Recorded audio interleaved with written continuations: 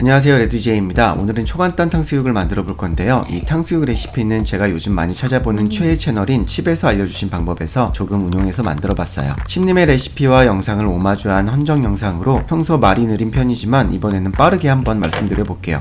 잘 될지는 모르겠네요. 먼저 재료 소개를 하겠습니다. 잡채용 돼지고기 등심인데요. 먹기 좋은 크기로 잘라져 있어서 바로 요리하기 좋아요. 100g에 800원이라 가성비도 아주 좋습니다. 그리고 이건 뒷다리 다진 육이에요. 이건 100g에 550원인데 가성비가 짱이에요. 탕수육을 만들고 나서 미트볼 튀김을 만들어 볼 거예요.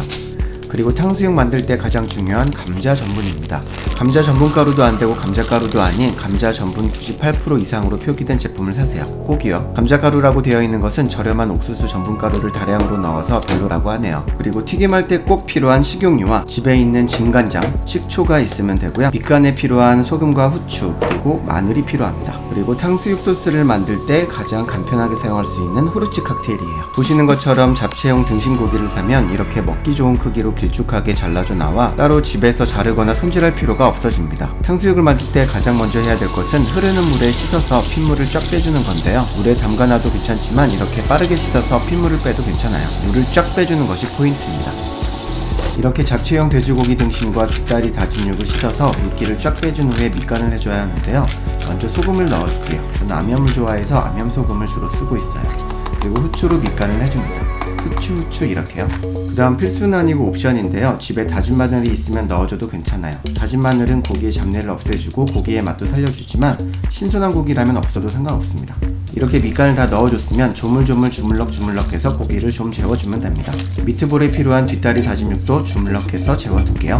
이제 전분 앙금을 만들어 보겠습니다. 전분가루를 어느 정도 넣고 물을 가운데에다가 조심스럽게 부어줍니다. 가루가 많이 흐트러지지 않게요. 전분가루를 물에 풀고 30분 이상 놔두어야 전분가루가 가라앉으며 전분 앙금이 만들어지는데 칩님의 레시피에 따르면 전분가루에 물을 붓고 뽀글뽀글 기포가 더 이상 생기지 않으면 완성된 거라고 해요. 그럼 전분 앙금이 만들어지고 고기가 재워질 때까지 탕수육을 튀길 준비를 해보겠습니다. 새로 사온 식용유를 냄비에 부어줄게요.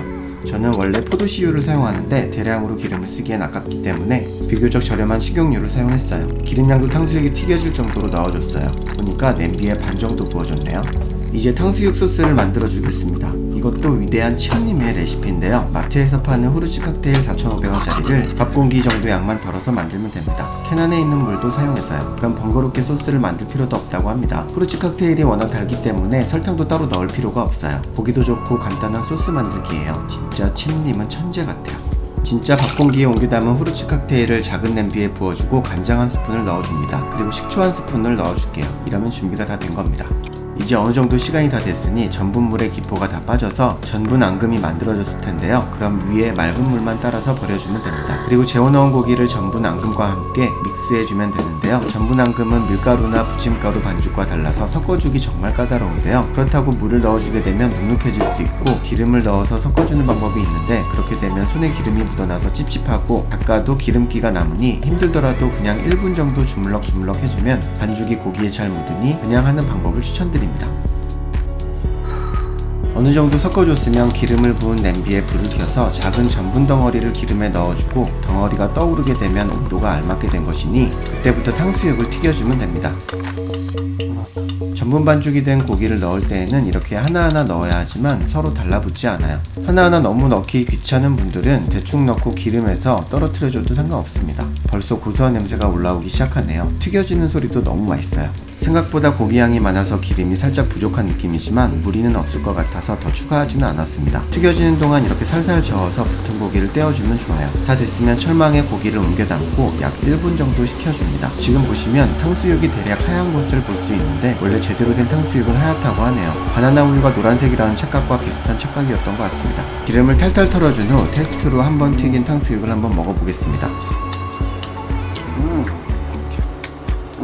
한 번 튀겼는데도 바삭하고 아주 맛있어요. 여기서 한 번 더 튀기면 정말 바삭하고 맛있겠죠? 이제 시간을 1분으로 설정해두고 식히는 시간 동안 탕수육 소스를 한번 만들어 보겠습니다. 전분가루를 한 스푼 넣고 물을 대충 넣은 후 저어주고 아까 만든 소스에 부어주면 됩니다. 그리고 한번 끓여주면 끝이에요. 벌써 1분이 지나서 탕수육을 다시 한번 튀겨줄 거예요. 두 번째 튀길 때에는 1분 정도만 튀겨줘야 합니다. 와, 내가 이런 비주얼로 탕수육을 만들 수 있다니 하면서도 감동이네요. 이렇게 떠드는 사이 1분이 지났습니다. 튀겨진 탕수육을 다시 체에 담아주고 기름을 빼줍니다. 담기는 소리도 벌써 바삭한 소리가 나요.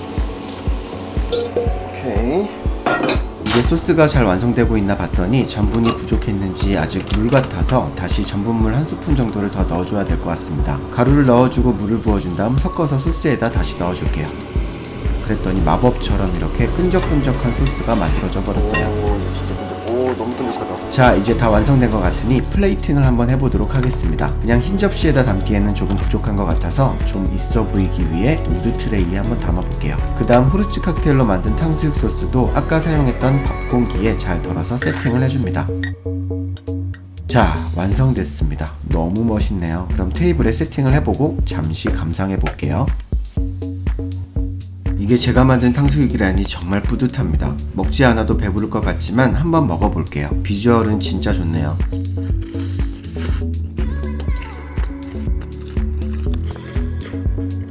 바삭한 소리가 진짜 제대로 된 것 같은데요. 미쳤다 소리가 절로 나옵니다. 자, 그럼 아까 말씀드린 대로 뒷다리 다진 육을 이용한 미트볼 튀김을 만들어 보겠습니다. 조금 덜어놨던 전분 앙금과 재워놨던 뒷다리 다진 육을 완전히 주물러서 떡처럼 만듭니다. 그 다음 손으로 대강 작은 공을 만들고 바로 기름에 튀겨줍니다. 생각보다 어렵지 않으니 한번 도전해 보셔도 좋을 것 같아요. 어차피 남는 기름이 너무 많으니 아깝기도 하잖아요. 이렇게 튀겨진 미트볼을 체에 걸러서 식힌 후 다시 한번 튀기면 완성이 되는데, 이번에 아까 만들어놨던 소스 냄비에 남은 소스에다가 미트볼을 넣고 한번 볶아보기로 했습니다. 깨끗한 접시에 이 미트볼을 한쪽에다 담아주고 다른 한쪽에는 남은 후르츠로 좀 있어 보이게 플레이팅을 해보겠습니다. 파슬리도 좀 뿌려보고요. 자, 이렇게 미트볼까지 완성했습니다. 탕수육과 미트볼 두 가지를 이렇게 세팅해 놓으니 정말 맛있어 보이네요. 제가 했는데도 믿기지가 않아요. 그럼 제가 한번 먹어보겠습니다. 오, 맛있어요. 그래도 메인은 역시 탕수육이네요. 진짜 감동적일 정도예요. 여러분도 초간단 탕수육 한번 만들어 보세요. 미트볼까지요? 짱 맛있어요. 먹자. 끝!